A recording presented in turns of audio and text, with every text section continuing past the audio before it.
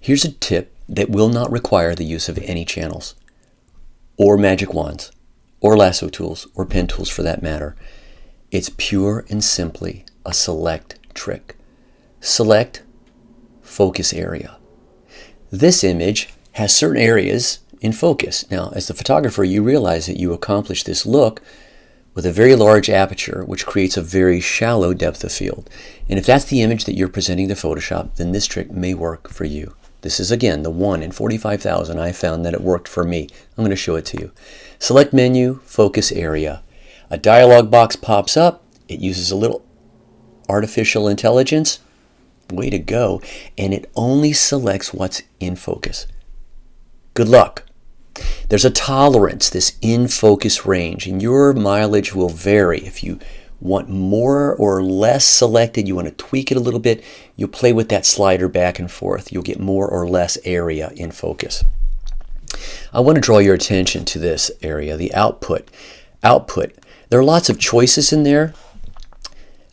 Create a selection. Just output what you just did as a selection, or as a layer mask alone, or as a new layer, period. Isolate it. I prefer new layer with layer mask, because that's going to keep the original image, but it's going to use our layer mask trick and paint with lights out to reveal the in focus areas, but still going to have the whole image intact. And that lets me do this. Make some changes. You see my layer mask.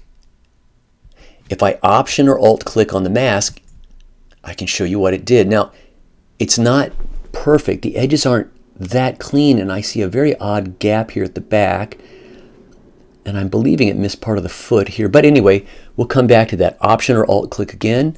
I'm back to the show, and again, that mask is masking a portion of the entire image.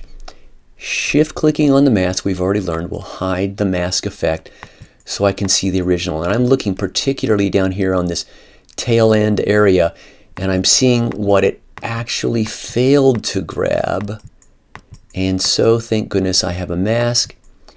I'm going to get my brush and paint with lights on and just make sure that my image comes back. I'm painting with lights on down there on that area. I see why he was confused. That part of the lizard was white. All right, and then I see here a part on the snout. It added that it should not have that little gray area, and so I'm going to paint with lights out, black, and just slowly paint that back out as much as possible. That's it. Select focus area.